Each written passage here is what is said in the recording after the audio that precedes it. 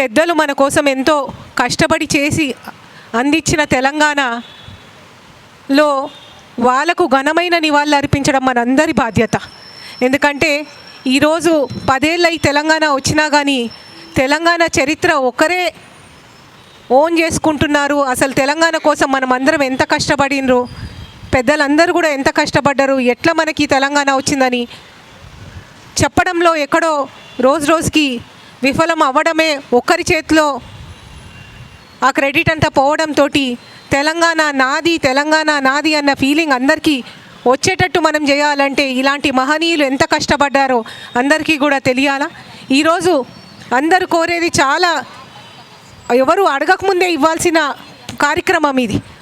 బాపూజీ జాతిపితగా ఎలాగైతే ఉన్నారో ఇక్కడ కొండా లక్ష్మణ్ గారు తెలంగాణ జాతిపితగా తెలంగాణ సాధించడానికి ఆయన కన్న కలలకు మనమందరం కూడా ఘనంగా నివాళులు అర్పించిన అవసరం ఎంతో ఉన్నది.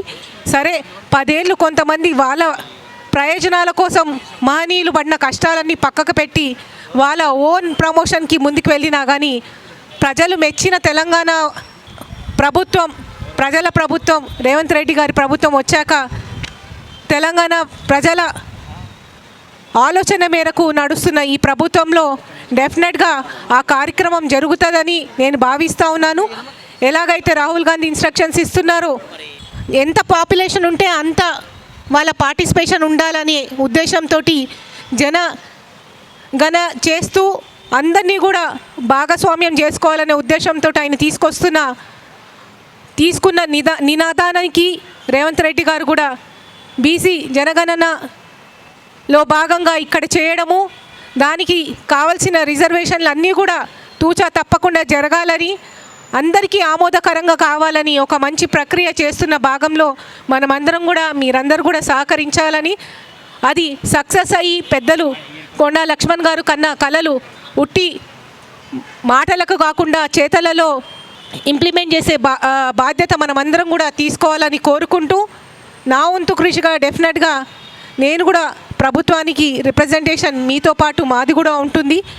కొండా లక్ష్మణ్ గారికి తెలంగాణ జాతిపితగా మనము అనౌన్స్ చేసుకోవడమే కాకుండా ఆ తగు రీత్యాలో మనం ఆ మర్యాదలన్నీ కూడా అందించాలని కోరుకుంటూ, నాకు ఈ అవకాశం ఇచ్చిన పెద్దలకు అందరికీ కూడా మరొకసారి మనస్ఫూర్తిగా ధన్యవాదాలు తెలియజేస్తూ, మా నాన్నగారు పి జనార్దన్ రెడ్డి గారిని ఈ సమయంలో గుర్తుకు చేసుకోక తప్పదనుకుంటున్నాను. ఎందుకంటే ఆయన కూడా సమైక్య ఆంధ్రలో గొంతు నొక్కినప్పుడు గొంతుకై మొత్తం నిండు శాసనసభలో ప్రతిపక్షంలో ఉన్నట్టు మన గవర్నమెంట్లో కూడా గొంతెత్తి తెలంగాణ కోసం కొట్లాడిన నాయకుడు.